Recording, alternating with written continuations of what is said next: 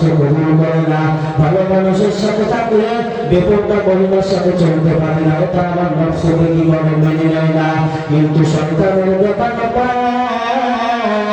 যে পথে চললে আমার নফসের চাহিদা পূরণ হয়।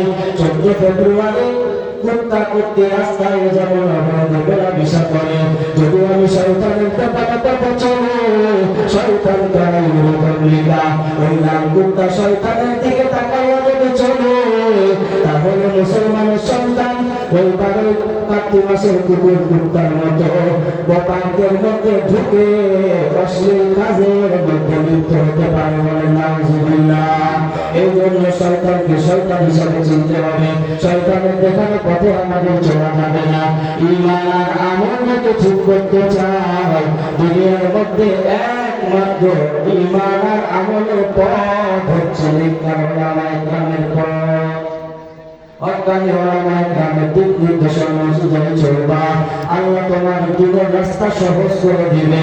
আর যদি তুমি উল্টা পথে চলো, আল্লাহ রাব্বুল আলামিন তোমাকে উল্টা করে জাহান্নামে নিক্ষেপ করবে। বলেন নাউজুবিল্লাহ।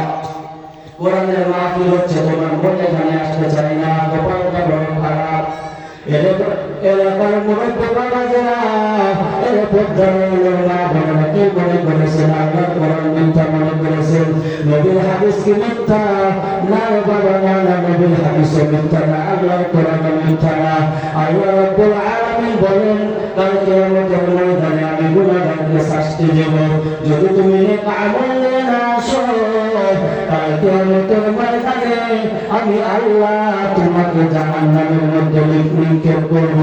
জাহান্নাম কত ভয়ঙ্কর আযাব, এক সেকেন্ড আযাব সহ্য করতে পারবে না রে গোলাম। এই জন্য দুনিয়াতে থেকে আল্লাহ রাব্বুল আলামিনের পথে চলতে হবে। আর যদি তুমি নেক আমল নিয়ে কবরে না যাও, কবরের মধ্যে থেকে তোমার আযাব শুরু হয়ে যাবে। কবরের দুই পাশে মাথার চাপ, জাহান্নামের আগুন কিন্তু সহ্য করতে পারবি না রে গোলাম। এই জন্য দুনিয়াতে থেকে দুইটা গুণ অর্জন করতে হবে।